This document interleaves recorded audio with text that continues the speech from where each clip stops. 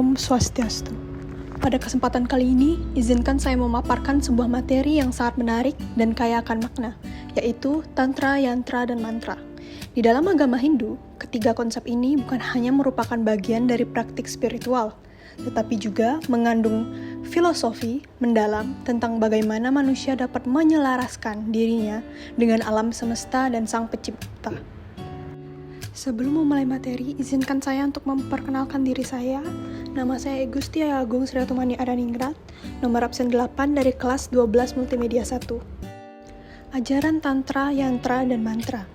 Di dalam melaksanakan puja bakti kepada Brahmanan, umat Hindu diberikan kebebasan untuk mendapatkan dan mewujudkan bentuk serada tersebut. Secara umum, bentuk bakti umat Hindu dapat dilakukan dengan melibatkan aspek yaitu aspek yantra, tantra, mantra, yatnya, dan yoga. Tetapi di presentasi kali ini saya akan menjelaskan tentang yantra, tantra, dan mantra saja. Yang pertama ada tantra. Kata tantra berasal dari bahasa Sanskerta yang memiliki makna memperluas. Jadi tantra itu atau tantrisme adalah ajaran dalam agama Hindu yang mengandung unsur mistik dan magis. Tantra adalah salah satu dari sekian banyak konsep pemujaan kehadapan Tuhan di mana manusia kagum pada sifat-sifat kemahakuasaannya sehingga memiliki keinginan untuk mendapatkan kesaktian. Yang kedua ada yantra.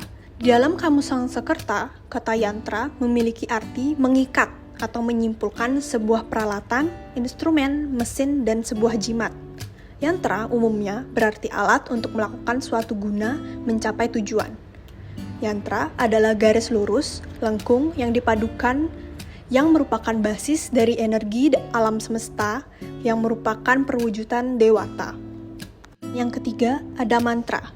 Kata mantra berasal dari bahasa Sanskerta dari kata man, artinya pikiran, dan tra, artinya menyeberangkan. Mantra adalah media untuk menyeberangkan pikiran dari yang tidak suci atau tidak benar menjadi semakin suci dan semakin benar. Kata mantra ini berarti bentuk pikiran, sehingga seseorang yang mampu memahami makna yang terkandung di dalam mantra dapat merealisasikan apa yang digambarkan di dalam mantra tersebut. Materi selanjutnya yaitu fungsi dan manfaat tantra, yantra, dan mantra di dalam kehidupan.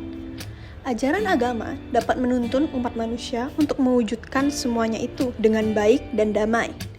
Tantra, yantra, dan mantra sebagai bagian dari ajaran agama memiliki kontribusi yang bermanfaat untuk mewujudkan semua itu oleh umat sedharma. Fungsi dan manfaat tantra. Yang pertama, itu untuk menyeimbangkan keaktifan semua cakra. Yang kedua, untuk memurnikan prana atau energi yang masuk ke dalam tubuh kita.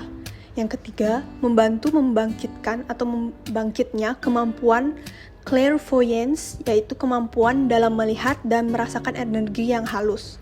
Yang keempat, membantu bangkitnya kemampuan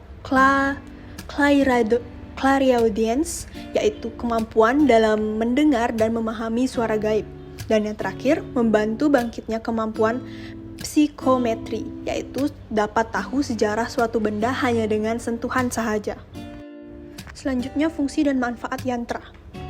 Yantra itu merupakan sebuah simbol atau sesuatu yang dihormati atau dipuja, sarana atau media untuk mewujudkan tujuan hidup dan tujuan agama yang diyakini sebagai media untuk memusatkan pikiran. Yantra di dalam bentuk niyasa atau simbol pengganti yang sebenarnya yang diwujudkan oleh manusia untuk mengkonsentrasikan baktinya ke hadapan ide Sang Widiwasa. Seperti misalnya dalam perpaduan warna, kembang, banten, gambar, akka, dan lain-lain. Dan yang ketiga, fungsi dan manfaat mantra, yaitu memuja Tuhan Yang Maha Esa, memohon kesucian, memohon keselamatan, memohon pencerahan dan kebijakan, dan yang terakhir melestarikan ajaran Dharma. Bentuk-bentuk tantra, yantra, dan mantra yang dipergunakan dalam praktik kehidupan sesuai ajaran agama Hindu. Jadi, tantra dan mantra adalah konsep pemujaan ide Sang Widiwasa di mana manusia kagum pada sifat-sifat kemahakuasaannya sehingga ada keinginan untuk mendapatkan sedikit kesaktian.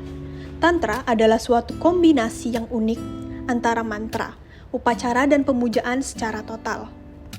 Secara umum, dapat dinyatakan bahwa yantra dan mantra adalah bentuk-bentuk ajaran tantra yang sudah dilaksanakan oleh masyarakat pengikutnya guna untuk memuja kebesaran Tuhan sebagai pencipta, pemelihara, dan pelebur semua yang ada. Namun, demikian pelaksanaannya masih perlu disesuaikan dengan kemampuan dan keadaan pelaksanaannya, sehingga mereka dapat terhindar dari sesuatu yang tidak kita inginkan bersama. Yantra bentuk yang paling sederhana, sebuah titik atau bindu atau segitiga terbalik. Di samping ada bentuk yantra yang sederhana dan ada juga bentuknya yang sangat rumit, simetris dan non-simetris, yang semuanya itu dapat disebut yantra. Semua bentuk-bentuk ini didasarkan atas bentuk-bentuk matematika dan metode-metode tertentu. Yantra tersebut dipergunakan untuk melambangkan para dewa seperti Siwa, Wisnu, Ganesha, dan yang lainnya termasuk yang sakti.